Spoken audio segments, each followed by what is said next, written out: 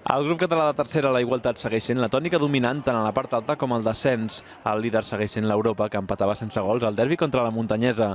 L'Esco és ara segon, després d'endur-se els 3 punts del Masnou. Roger Canadell marcava els primers minuts i Sergi Moreno, en ratxa i que ja suma 9 gols, encarava la victòria. Perdia oportunitat d'apropar-se al líder, el Cornellà, derrota a casa contra el Figueres, que s'avançava amb gol de Xavi Ferrón.